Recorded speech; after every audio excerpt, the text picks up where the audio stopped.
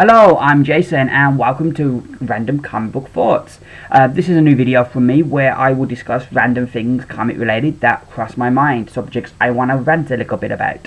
Usually I do mostly reviews, so I thought this would be a nice change of pace to do something a bit different. So, two topics to talk about today, the first of which is Marvel and their pricing. Is there any logic to their pricing other than the fact that they are greedy bastards?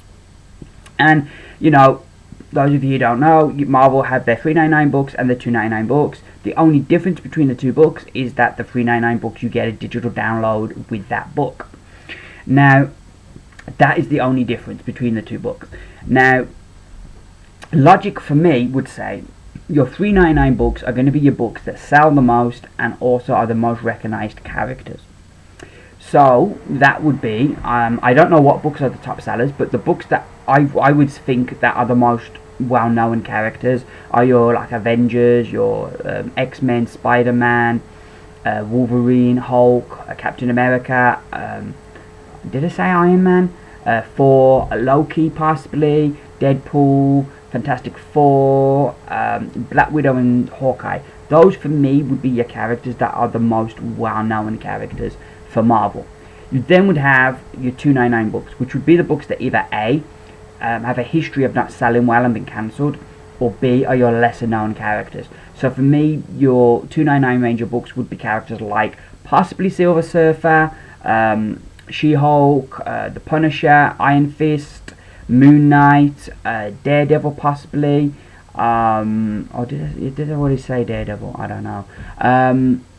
Well, New Warriors, Scarlet Spider when that was out. Those for me would be, plus also your second tier Spider-Man, Wolverine, Hulk, Avengers and X-Men books. Those for me would be your $2.99 books. But Marvel don't do it like that.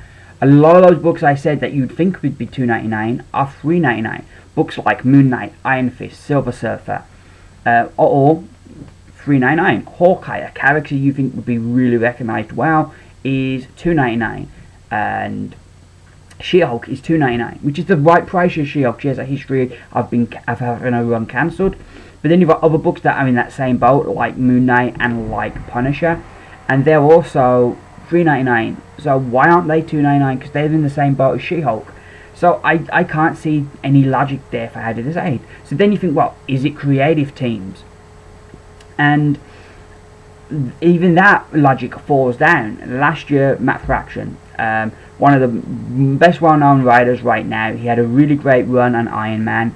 He then had a run on, I don't know how well thought of his run on Uncanny X-Men was, but he had on two big books. So he was a fairly big, well-known writer.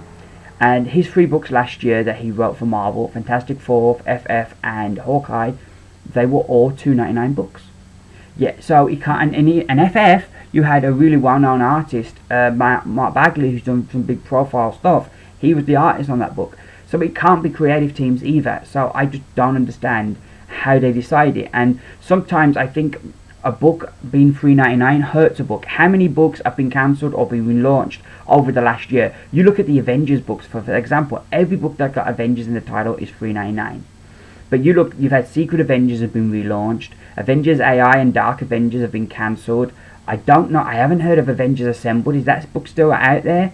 I haven't heard of that book in ages. So I think that book might have been cancelled as well. I don't know about Avengers Arena, if that book always was going to have a definitive end because of the nature of the story. So I don't know if that been finished is just because it came to the end of the story. But a lot of those Avengers books, if they had been $2.99, would they have lasted longer? You know, likewise, Spider-Man Team Up. It used to be Avenging Spider-Man. They relaunched it as Spider-Man Team Up. Still $3.99, but it's the secondary Spider-Man book. If you're going to buy a Spider-Man book, you're going to buy Superior Spider-Man because that's the main story. So surely these secondary books would have a better chance with $2.99. But Marvel seemed to just be about how much money we can make this month and not in how can we make sure this book keeps selling the most copies it can sell month after month. They're just, what gimmick can we do this month to push the most sales this month and make it look like we're doing really well. Yeah, and there's a lot of books I know personally that I would have tried if they'd been $2.99. Books like Iron Fist and Moon Knight I have no real history with, but I like the look of those books, and I think I'd probably include Silver Surfer in that as well. They're books I don't have a history with, but I would have been intrigued to pick up. But in $3.99, it was a bit too much for commitment. It's kind of like if you go on a first date with a girl, and your first date, she's talking about marriage and babies, you're going to get the hell out of there. You think, yeah, you're a nice girl and that, but this is a bit too much on the first date. But if you meet a nice girl, and you have a good time on that first date, and you don't really talk about marriage or kids yet because it's the first date, you're more likely to go out with that girl again if you have a good time. And that's the same with your $3.99, your $2.99 books. $3.99 is kind of like they're asking a heavy commitment there, where $2.99, it's a bit like, yeah, I can get to know you, and if I like you, I can keep picking you up. So that's how I equate it, and I really think how many books that have been cancelled because the pricing has been wrong for Marvel. But I can see, sadly, the $2.99 books dying. I think Marvel are going the way that eventually it will be all $3.99. And then, at least then, there'll be a logic to the books, and it will be that Marvel are greedy bastards. The next topic I want to discuss is continuity. Is continuity dead? I remember as a kid when I first got into comics, there weren't as many books, or at least it seemed there weren't as many books, and characters weren't as many multiple books as they are now. You had 2 Avengers books, which was Avengers and Avengers West Coast. You had 4 Spider-Man books, one of which was Marvel Tales, which reprinted old Spider-Man stories, and then you had Amazing Spider-Man, Web of Spider-Man, and Peter Parker the Spectacular Spider-Man. You had 2 X-Men books, but one was Classic X-Men, which reprinted old stories, and then you had Uncanny X-Men, which is the main book, and that was how it was. And so that was how it was as a kid, and it made continuity a lot easier to follow because there weren't as many books, characters weren't as in many books, and it was a lot easier to follow. Fast forward to today, and characters are in so many books that how do you keep track of it all? How do you keep all that continuity going?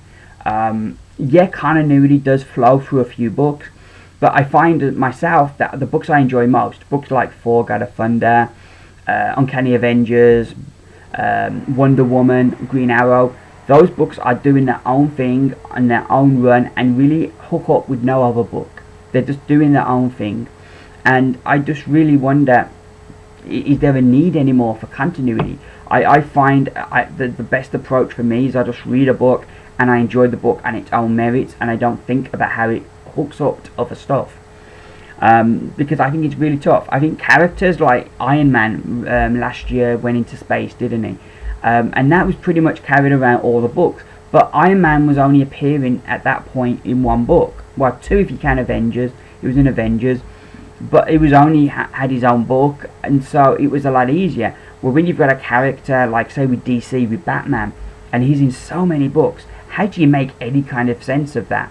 I think for this, DC are the worst with continuity, and it's ironic because with the New 52, it's supposed to make up continuity a lot easier to follow, but it seems to have muddied the water and made it much more confusing. And it's no coincidence that I think some of DC's best books are the books that don't really concentrate on continuity, that just do their own thing.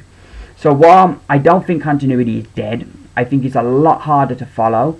If you're into continuity, I think it's a lot harder to follow, and I think you get a lot more out of the books if you just enjoy each book for the story that it tells. But I do think continuity is a lot more complicated, and he's dying a slow death right now. It's hooked up to the respirator, and it's on its last breath because it's got so complicated to keep track of everything. And I do think that maybe comic book companies need to look at, yeah, we can bring out all these books, but maybe some of these characters we need to tone back on having them in so many books if they really want to concentrate on a continuity. So that's me done. That's my 2 topics for today. Please, if you've got any opinions on those topics, comment on the comments below. I'll try and get back to you as quick as I can, though be aware it may take me up to a week. One thing I really dislike about YouTube is it's really difficult to answer your comments on YouTube. If you're using like a phone or a tablet, I don't go on my laptop every day, and that's the way I usually answer my comments. I know it's a lot easier now on my iPhone to answer to leave comments on people's videos. That's a lot easier now. But YouTube need to do something to make it easier for you to reply to comments. I think that at the moment that would be my big gripe with YouTube. But anywho, thank you very much for watching. I appreciate you watching. I hope you enjoyed the video. I've been Jason. This has been my random comic book thoughts. Bye for now.